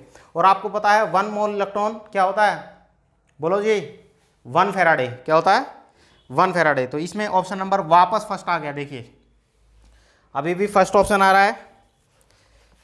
अब बढ़ते हैं हम आगे। क्वेश्चन नंबर है आपके पास में 109 क्वेश्चन है। और क्या कह रहा है, an increase in concentration of reactant of a reaction lead to the change in. आप किसी रिएक्शन में रिएक्टेंट की कंसंट्रेशन को चेंज कर देते हैं, तो क्या चेंज होगा उसका। तो आपको पता है रिएक्टेंट की ये जो पाथ है, ये वैल्यू ये जो है फिक्स होता है। कैटलिस्ट से ये पाथ चेंज हो जाता है। कैटलिस्ट का ऑप्शन दिया नहीं है आपको। क्या कह रहा है, किससे कंसंट्रेशन चेंज, क्या एक्टिवेशन एनर्जी चेंज होगी। यहाँ पे ये वैल्यू जितनी भी ले रखी थी मैंने, और यहाँ पे एक्टिवेशन एनर्जी है वो कंसंट्रेशन पर डिपेंड नहीं करती है। तो रिएक्टेंट की कंसंट्रेशन पे कोई से एक्टिवेशन एनर्जी पे कोई प्रभाव नहीं पड़ेगा। Reaction energy, heat of reaction इसे कहते हैं भाई, जो ये वैल्यू होती है ना रिएक्टेंट की और प्रोडक्ट की एनर्जी का जो चेंज होता है वो हीट ऑफ रिएक्शन कहलाता है। ये वैल्यू भी चेंज नहीं होगी। थ्रेशोल्ड एनर्जी, ये टोटल जो एनर्जी होती है वो थ्रेशोल्ड एनर्जी कहती है। ये रिएक्टेंट से अपने पास में क्या बना है, प्रोडक्ट बना है। तो कोलिजन फ्रीक्वेंसी, क्या कह रहा है, कोलिजन फ्रीक्वेंसी। तो रिएक्टेंट ज़्यादा होंगे तो रिएक्टेंट के मॉलिक्यूल ज़्यादा होंगे तो आपस में ज़्यादा टकराएंगे तो कोलिजन फ्रीक्वेंसी बढ़ जाएगी। इसका मतलब इसका ऑप्शन आ जाएगा 4th, ठीक है जी, ऑप्शन आ जाएगा इसका 4th। अब बात करते हैं 1110, क्वेश्चन नंबर 1110। ये भी क्या है, फिजिकल केमिस्ट्री से है। और 1110 में आपसे बिल्कुल गैसीय स्टेट का क्वेश्चन है। क्या कह रहा है, एक रिएक्शन है, इसमें आपने N2 भरी हुई है, रिएक्शन मिक्सचर है, इसमें N2 भरी हुई है। वो तो है आपके पास में 7 ग्राम N2 है इसके अंदर, और 8 ग्राम क्या है आपके पास में आर्गन, ठीक है ना।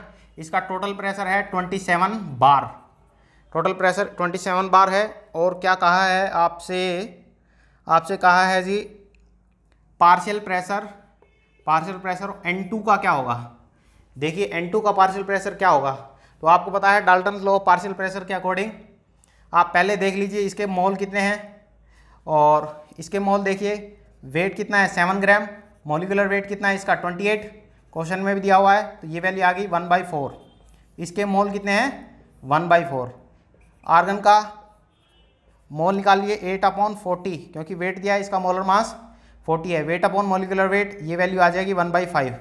इसका मतलब 1/4 मोल तो N2 के दिए हुए थे और 1/5 मोल किसके दिए हुए थे, आर्गन के दिए हुए थे। पार्शियल प्रेशर के निकालने के लिए क्या करते हैं, N2 का निकालना है, तो N2 के मोल कितने हैं 1/4 अपॉन टोटल मोल्स 1/4 प्लस 1/5, यही होता है मोल्स अपॉन टोटल मोल्स, और multiplied by the total pressure. Total pressure कितना था रिएक्शन मिक्सचर का 27। अब देखिए इसका सिंपल कैलकुलेशन करेंगे, 1/4 ये आ गया नीचे आपके पास में 20, एलसीएम लेंगे 20, ये आ जाएगा 5 + 4 × 27। ठीक है, ऊपर लिखता हूँ क्या वैल्यू आएगी 1/4 इंटू ये वैल्यू पलट जाएगी, ऊपर आ जाएगा 20 अपॉन ये वैल्यू आ जाएगी 9 × 27। देखिए 9 से ये 3 पे चला जाएगा और ये चला जाएगा 5 पे, और 5 × 3 इसका मतलब 15 बार। 15 बार आ जाएगा partial pressure, option number 3, question number 1110।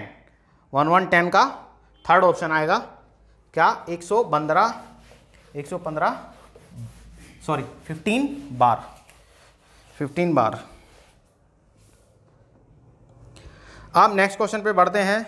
देखिए 115 क्वेश्चन है, E1 पेपर है। देखिए E1 पेपर किसी ने सुना नहीं हो तो E1 पेपर है, और 115 है mixture which shows the positive deviation from the routes law. Routes law से पॉजिटिव डेविएशन कौन शो करता है, तो ये डायरेक्टली आपको वैल्यू याद करनी होगी, कौन कौन पॉजिटिव डेविएशन शो करता है, कौन कौन नेगेटिव करता है। लेकिन इसके लिए ट्रिक भी है। ट्रिक क्या है, जिनके बीच में जो कंपाउंड आपने मिलाए हैं उनके बीच में जो फोर्स ऑफ अट्रैक्शन है वो सिमिलर है अगर, तो वो आइडियल होगा।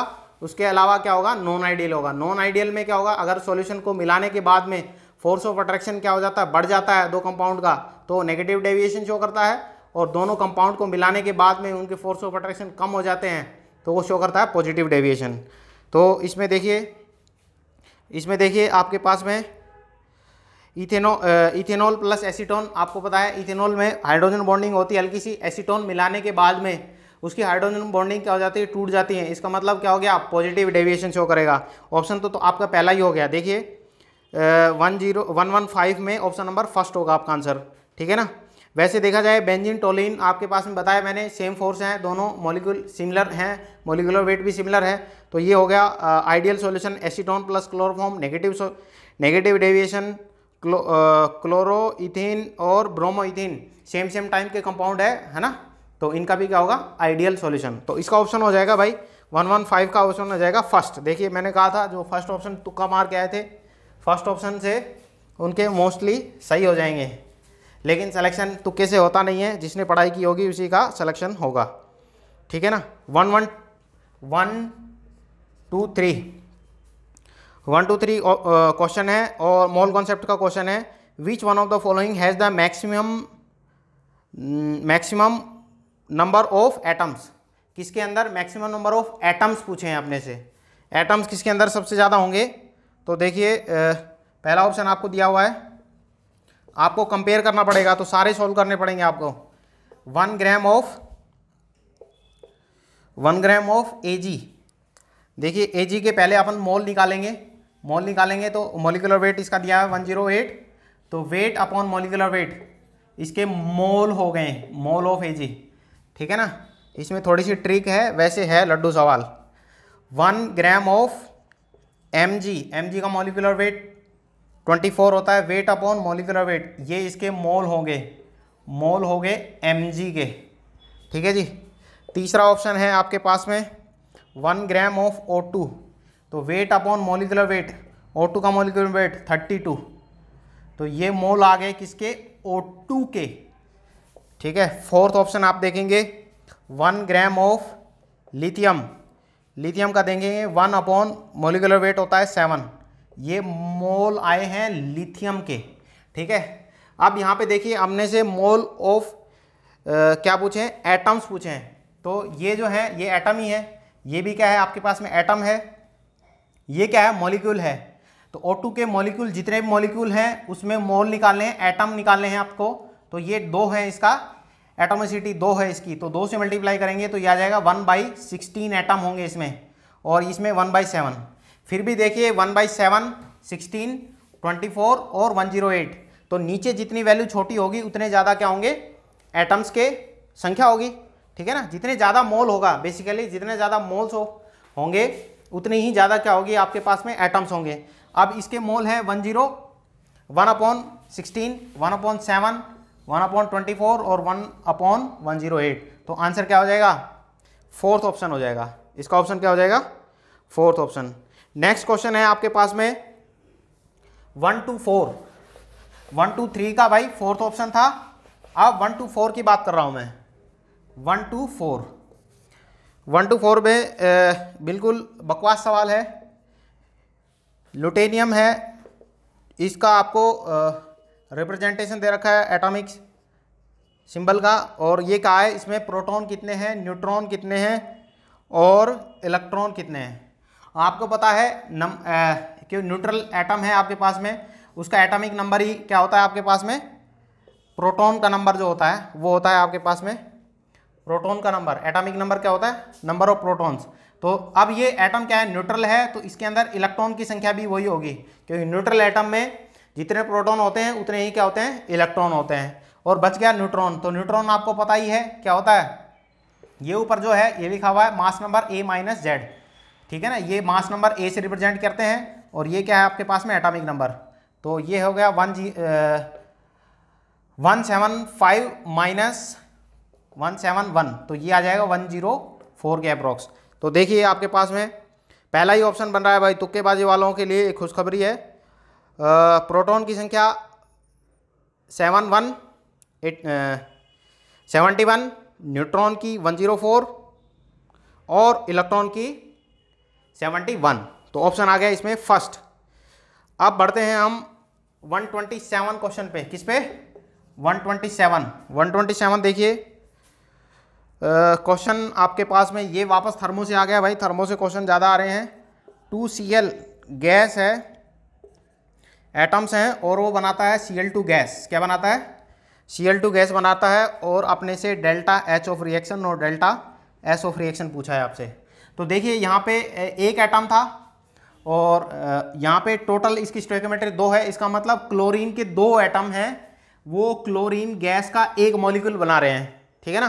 तो 2 एटम से एक एटम बन रहा है, इसका मतलब क्या है, संख्या कम हो रही है, संख्या कम हो रही है, तो डेल्टा जो है इनकी डेल्टा S मतलब रेंडमनेस, क्या है, एंथैल्पी चेंज, रेंडमनेस।